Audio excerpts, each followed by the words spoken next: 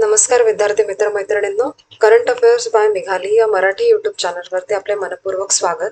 इथे आपण daily current अफेअर्सचे important 12 questions पाहतो, जे तुम्हाला आपल्या येत्या एमपीएससीच्या सर्व एक्झाम्समध्ये, सर्व सरळ सेवांमध्ये आणि केंद्रीय परीक्षांमध्ये नक्कीच पाहायला मिळतील. त्यामुळे आपल्या चॅनलवरती जर तुम्ही पहिल्यांदा आले असाल तर चॅनलला लाईक करा, जास्तीत जास्त विद्यार्थ्यांना आपला चॅनल शेअर करा आणि सबस्क्राईब करायला विसरू नका. सगळ्यात महत्त्वाची गोष्ट, लेक्चर शेवटपर्यंत पहा. स्वतःच्या शॉर्ट नोट्स काढण्याचा प्रयत्न करा, ज्याचा एक्झाम काळामध्ये तुम्हाला खूप उपयोग होणार आहे. ठीक आहे, तर पाहूया आजच्या म्हणजेच 7 मार्च 2026च्या चालू घडामोडी. प्रश्न पहिला, महाराष्ट्र अर्थसंकल्प 2026 मध्ये शेतकरी कर्जमाफीची घोषणा कोणी केली? तर या प्रश्नाचे योग्य उत्तर आहे पर्याय क्रमांक बी, देवेंद्र फडणवीस यांनी. महत्वाचे पॉइंट्स पहा. महाराष्ट्राच्या 2026च्या अर्थसंकल्पात शेतकऱ्यांसाठी पुण्यश्लोक अहिल्याबाई होळकर शेतकरी कर्जमाफी योजना जाहीर केलेली आहे. प्रश्न, कोणती योजना याच्यावरती येऊ शकतो? कर्जमाफीची कोणती योजना योजनेची घोषणा करण्यात आली? तो योजना देखील लक्षात ठेवण्याचा प्रयत्न करा. ठीक आहे, तर 30 सप्टेंबर 2025 पर्यंत थकीत असलेल्या पीक कर्जावरती आता 2 लाखांपर्यंत कर्जमाफी मिळणार आहे. जे शेतकरी वेळेवरती आणि नियमितपणे कर्जफेड करतात त्यांना 50,000 रुपयांपर्यंत प्रोत्साहन दिलं जाणार आहे, हे देखील त्यामध्ये मेन्शन केलेलं आहे. आणि महाराष्ट्रात नैसर्गिक शेती अभियान पुढच्या 2 वर्षांमध्ये सुरू होणार असल्याचेही घोषित करण्यात आले. हा देखील एक नवीन प्रकल्प सुरू करणार आहेत येत्या वर्षांमध्ये.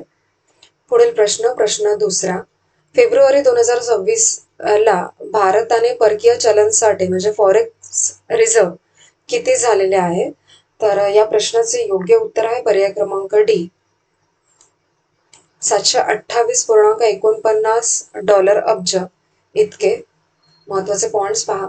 27 फेब्रुवारी 2026 ला संपलेल्या आठवड्यात भारताचे परकीय चलन साठे विक्रमी $728.49 अब्ज पर्यंत पोहोचले आणि भारताचे परकीय चलन साठे आरबीआय सांभाळते.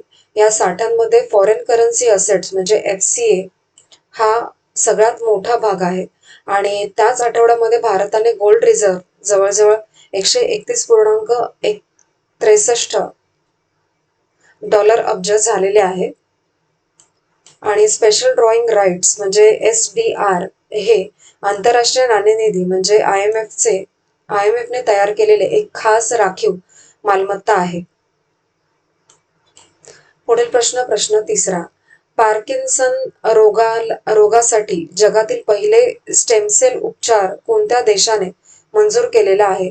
तर याचे योग्य उत्तर आहे पर्याय क्रमांक बी, जपान या देशाने. महत्वाचे पॉइंट्स पहा. जपानने जगात पहिल्यांदा पार्किन्सन रोगासाठी स्टेम सेलवरती आधारित उपचार मंजूर केला आहे. पार्किन्सनसाठी आमचेप्री हे औषध जपानमधील सुमिटोमो फार्मा कंपनीने तयार केलेले आहे. आणि शिन्या यामानाका या IPS पेशी शोधल्या आणि त्यासाठी त्यांना 2012 मध्ये नोबेल पुरस्कार देखील मिळालेला आहे. पार्किन्सन हा आजार डोपामाइन तयार करणाऱ्या न्यूरॉन्सच्या नाशामुळे होतो आणि तो एक न्यूरोडिजेनेरेटिव्ह आजार देखील आहे. पुढील प्रश्न चौथा, महाराष्ट्राच्या राज्यपालपदी जिष्णू देव वर्मा यांची नियुक्ती कोणी केली आहे? तर याचे योग्य उत्तर आहे पर्याय क्रमांक बी, राष्ट्रपतींनी. महत्वाचे पॉइंट्स पहा. राष्ट्रपती द्रौपदी मुर्मू यांनी जिष्णू देव वर्मा यांची महाराष्ट्राच्या राज्यपालपदी नियुक्ती केली. जिष्णू वर्मा यांचा जन्म 15 ऑगस्ट 1957 रोजी त्रिपुराच्या आगरताळा शहरात झाला. 2018 ते 2023 या काळामध्ये ते त्रिपुराचे उपमुख्यमंत्री होते. उपमुख्यमंत्री म्हणून त्यांनी वित्त, ऊर्जा, नियोजन, पंचायत राज आणि ग्रामीण विकास अशी महत्वाची खाती सांभाळली आहेत. आणि त्रिपुराच्या ते त्रिपुराच्या राज्यघराण्यातील असून भाजपमधील ज्येष्ठ नेत्यांपैकी एक मानले जातात. ठीक आहे. तर कलम 1955 नुसार राष्ट्रपती राज्यपालांची निवड करतात आणि कलम 156 नुसार राज्यपाल राष्ट्रपतींची मर्जी असेपर्यंत पद धारण करू शकतात. हे तुम्हाला माहितीच असेल. ठीक आहे. पुढील प्रश्न 5वा. इंडोनेशियाने 16 वर्षांखालील मुलांसाठी सोशल मीडियावरती मर्यादा कधीपासून लागू करण्याचा निर्णय घेतलेला आहे? तर या प्रश्नाचे योग्य उत्तर आहे पर्याय क्रमांक ए, 28 मार्च 2026 पासून. महत्वाचे पॉइंट्स पहा. इंडोनेशियाने आता 16 वर्षांखालील मुलांसाठी सोशल मीडिया वापरावरती बंधने आणलेली आहेत. ही नियमावली 28 मार्च पासून हळूहळू लागू होईल. टिकटॉक, फेसबुक, इंस्टाग्राम आणि रोब्लॉक्स यासारख्या प्लॅटफॉर्मवरती अल्पवयीन मुलांची खाती बंद करण्याचे आदेश देण्यात आलेले आहेत. आणि सायबर बुलिंग, फसवणूक, अश्लील कंटेंट आणि इंटरनेटचे व्यसन यांपासून मुलांच्या बचावासाठी हा निर्णय घेण्यात आलेला आहे. पुढील प्रश्न 6वा. बार्बीने ड्रीम टीम मध्ये समाविष्ट करून विशेष बाहुली देऊन कोणत्या भारतीय क्रिकेटपटूचा सन्मान केलेला आहे? तर याचे योग्य उत्तर आहे पर्याय क्रमांक बी, स्मृती मंधाना हिचा. महत्वाचे पॉइंट्स पहा. भारतीय महिला क्रिकेटपटू स्मृती मंधानाला आंतरराष्ट्रीय महिला दिनाच्या काही दिवस आधी बार्बीने खास सन्मान दिला आहे.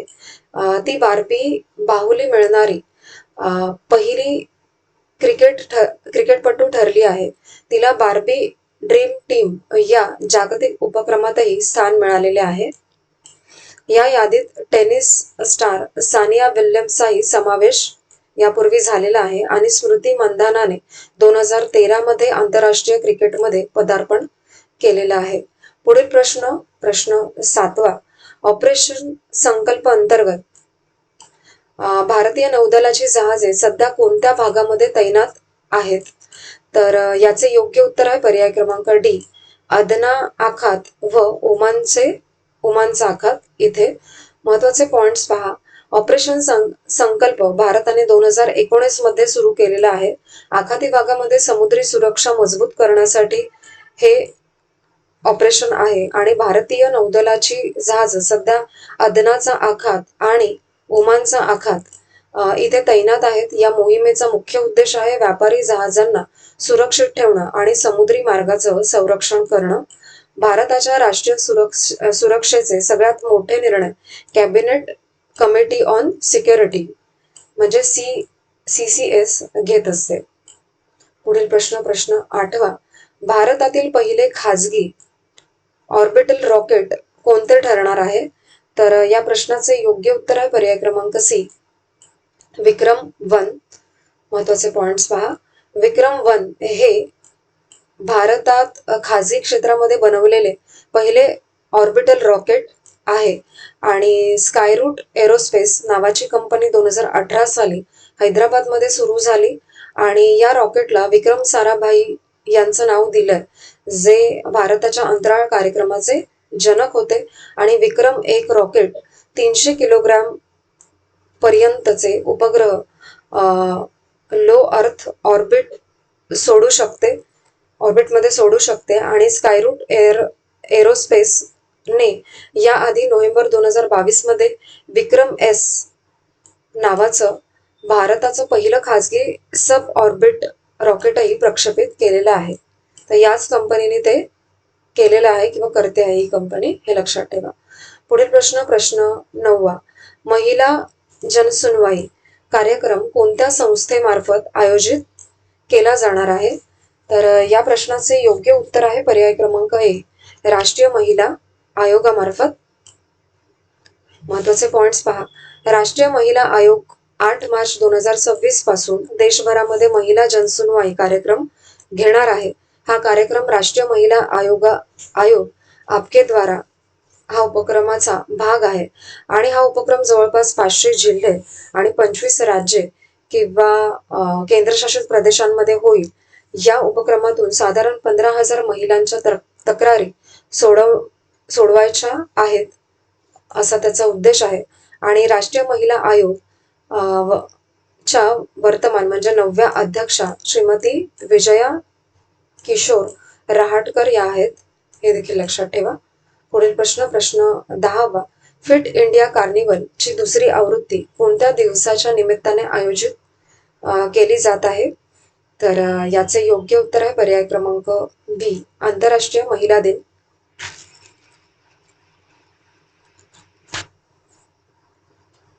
महत्वाचे पॉइंट्स पहा. फिट इंडिया कार्निवलच्या दुसऱ्या आवृत्तीचे आयोजन जवाहरलाल नेहरू स्टेडियम नवी दिल्ली येथे होणार आहे.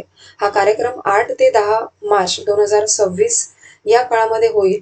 आंतरराष्ट्रीय महिला दिनाच्या निमित्ताने हा कार्निवल घेण्यात येतोय आणि fit India Sunday on cycle हा उपक्रम 64व्या आवृत्तीनंतर हा कार्निवल होणार आहे. पुढील प्रश्न 11वा. दिल्लीचे नवे उपराज्यपाल म्हणून कोणाची नियुक्ती करण्यात आलेली आहे? तर या प्रश्नाचे योग्य उत्तर आहे पर्याय क्रमांक बी, तरनजीत सिंग संधू यांची. महत्वाचे पॉइंट्स पहा. तरनजीत सिंग संधू आता दिल्लीचे नवे उपराज्यपाल झाले आहेत आणि ते 1988 बॅचचे भारतीय परराष्ट्र सेवा चे अधिकारी आहेत आणि 2020 ते 24 या काळामध्ये संधू यांनी अमेरिकेचे भारतीय राजदूत म्हणून देखील जबाबदारी सांभाळलेली आहे यापूर्वी. आणि दिल्लीसारख्या केंद्रशासित प्रदेशामध्ये उपराज्यपाल हा प्रमुख प्रशासकीय अधिकारी असतो. ठीक आहे. पुढील प्रश्न 12वा आणि आजचा शेवटचा प्रश्न. उपांत्य फेरीत लक्ष्य सेनचा सामना कोणाशी होणार आहे? तर या प्रश्नाचे योग्य उत्तर आहे पर्याय क्रमांक ए, ली शी फेंग याच्याशी, जो चीनचा आहे. महत्वाचे पॉइंट्स पहा. लक्ष्य सेनने ऑल इंग्लंड ओपन बॅडमिंटन स्पर्धेमध्ये पुरुष एकेरी उपांत्यपूर्व फेरीमध्ये धडक मारलेली आहे. ही स्पर्धा इंग्लंडच्या बर्किंगहॅम शहरामध्ये सुरू आहे आणि लक्ष्य सेनने हाँगकाँगच्या एन्जिका लॉंग अँगसला हरवलं आणि क्वार्टर फायनल गाठलेला आहे डायरेक्टली. तर आजचे आपले 7 मार्च 2026 चे डेली करंट अफेअर्स पाहून झालेले आहेत. लेक्चर शेवटपर्यंत पहा ही विनंती आहे आणि आजचे लेक्चर तुम्ही शेवटपर्यंत पाहिले त्याबद्दल थँक्यू सो मच.